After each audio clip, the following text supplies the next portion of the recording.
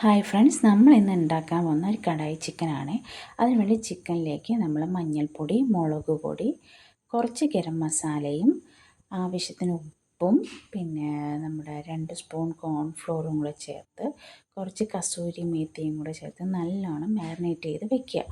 അതൊരു അരമണിക്കൂർ മാറ്റി വെച്ചതിന് ശേഷം നമ്മളൊരു പാനിലേക്ക് കുറച്ച് എണ്ണയും ബട്ടർ കൂടെ ഇടുക. എന്നിട്ട് നമ്മുടെ ഈ ചിക്കൻ അതിനകത്തേക്ക് ഇട്ട് ഒന്ന് ചെറുതായിട്ടൊന്ന് ഫ്രൈ ചെയ്തെടുക്കുക. ശരിക്കും പറഞ്ഞാൽ നല്ല ഡീപ്പ് ഫ്രൈ ആക്കി അങ്ങനെയൊന്നും വേണ്ട, ചെറിയ രീതിയിലൊന്ന് ഫ്രൈ ചെയ്തെടുത്താൽ മതി.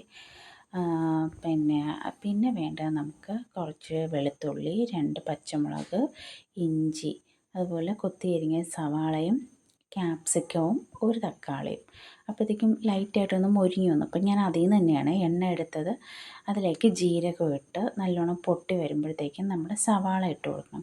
സവാള നല്ലോണം നമ്മുടെ ബ്രൗൺ നിറത്തിൽ ശരിക്കും ഒന്ന് വഴന്ന് വരുന്ന ആ ഒരു പാകമല്ല, നല്ലോണം മൂത്ത് വരണം. ഞാൻ അതിലേക്ക് 2 പച്ചമുളകും ചേർത്ത് ആവശ്യത്തിന് ഉപ്പും കൂടെ ഇട്ടിട്ട് നല്ലോണം അത് മൂപ്പിച്ചെടുക്കുക. അപ്പോൾ അപ്പുറത്തെ സൈഡിൽ നമ്മുടെ ചിക്കൻ വെന്ത് വരികയാണേ. അപ്പോഴത്തേക്കും ഞാനിതിലേക്ക് നമ്മുടെ ചതച്ച് വെച്ചേക്കുന്ന ഇഞ്ചിയും വെളുത്തുള്ളിയും കൂടെ ചേർത്ത് നല്ലോണം മൂപ്പിച്ചെടുക്കുക. അതിലേക്ക് നമ്മൾ നേരത്തെ കണ്ട ക്യാപ്സിക്കവും കൂടെ ഇട്ടിട്ട് നല്ലോണം മൂപ്പിച്ചെടുക്കുക. പിന്നെ നമ്മൾ മുളക് പൊടി, മഞ്ഞൾപ്പൊടി, കുറച്ച് കുരുമുളക് പൊടിയും കുറച്ച് ഗരം മസാലയും കൂടെ ചേർത്ത് നമ്മുടെ പൊടിയുടെ പച്ചമണമെല്ലാം മാറിയതിന് ശേഷം ഒരു തക്കാളിയും കൂടെ അരച്ച് ചേർക്കുക. അത് നല്ലോണം അത് മൂത്ത് വരണം. മൂത്ത് വരുമ്പോഴത്തേക്ക് ഞാൻ എന്തിച്ചാൽ കുറച്ച് വെള്ളവും കൂടെ ചേർത്ത് അടച്ച് വെച്ച് നമ്മുടെ എണ്ണ തെളിയുന്നത് വരെ വേവിക്കുക. നല്ലോണം മൂത്ത് വന്നതിന് ശേഷം നമ്മൾ എന്തോ ചെയ്യണമെന്ന് വെച്ചാൽ വേവിച്ച് വെച്ചിരിക്കുന്ന ചിക്കൻ ഉണ്ടല്ലോ, അത് ഇതിലേക്ക് ഇടുകയാണ്. ഇട്ട് കഴിഞ്ഞിട്ട് നമ്മൾ വീണ്ടും കുറച്ചുകൂടെ വെള്ളം ഒഴിക്കും. കാരണം നമ്മൾ ചെറിയ രീതിയിലൊന്ന് ഫ്രൈ ചെയ്ത് വെച്ചതേ ഉള്ളൂ. അപ്പോൾ ഇത് വേകണമല്ലോ സംഭവം. അപ്പം നമുക്ക് എന്താ വെച്ചാൽ കുറച്ച് വെള്ളവും കൂടെ ഒഴിച്ചിട്ട് അത് വേവിക്കാൻ വേണ്ടിയിട്ട് വയ്ക്കാം.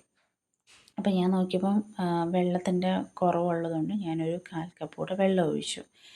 അപ്പോൾ ഇനിയിപ്പോൾ അത് കിടന്ന് വേകട്ടെ. വെന്ത് കഴിഞ്ഞിട്ട് നമുക്ക് വേറെയും കുറച്ച് കാര്യങ്ങളും കൂടി അതിനകത്തേക്ക് ചേർക്കാനുണ്ട്. അപ്പോൾ വെന്ത് എന്നിട്ട് നമുക്ക് കുറച്ച് അണ്ടിപ്പരിപ്പ് നമ്മൾ അരച്ച് വെക്കണം നമുക്ക് ഈ കറിയിലേക്ക് വേണ്ടി. ഇപ്പം ഞാൻ നോക്കിയപ്പോഴത്തേക്കും സംഭവം വെന്തിട്ടുണ്ട്. അപ്പോൾ ഇത്രയും തന്നെ മതി, കാരണം ആവശ്യത്തിന് വേവ് വന്നിട്ടുണ്ട്. അപ്പോൾ ഇനി നമുക്ക് എന്തൊക്കെയാണ് വേണ്ടതെന്ന് വെച്ചാൽ ഇതിനകത്ത് സോസുകൾ ആഡ് ചെയ്യണം. അപ്പോൾ ഫസ്റ്റ് നമ്മൾ ഇതിൽ ആഡ് ചെയ്യുന്ന സോസ് എന്ന് പറഞ്ഞാൽ സോയാ സോസാണ്. കുറച്ച് ഒരു സ്പൂണോളം സോയാ സോസ് ഒഴിച്ചിട്ട് പിന്നെ 2 സ്പൂണോളം നമ്മൾ ടൊമാറ്റോ സോസും കൂടെ ഒഴിച്ചു. അപ്പം അതിടുമ്പോൾ ആ സോസ് ഇടുമ്പോൾ തന്നെ നല്ല റെസ്റ്റോറൻറ്റ് സ്റ്റൈലുള്ള മണം ഉണ്ടാവും.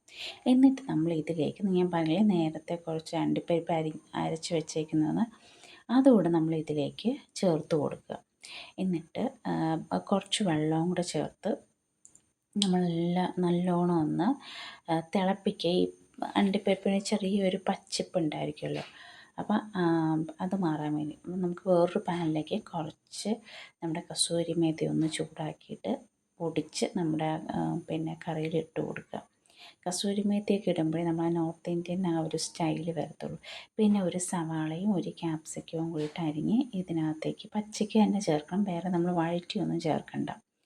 അപ്പോൾ അതുകൂടെ ഇടുമ്പോഴത്തേക്ക് തന്നെ നല്ല മണം ഉണ്ടായിരിക്കും. എന്നിട്ട് പിന്നെ ഞാൻ കുറച്ച് ബട്ടർ കൂടെ ചേർത്തിട്ടുണ്ട്. പിന്നെ കുറച്ച് ഉപ്പും പിന്നെ ഇതിൽ കുറച്ച് ബട്ടറും നെയ്യും ഒക്കെ ആഡ് ചെയ്യണം കേട്ടോ.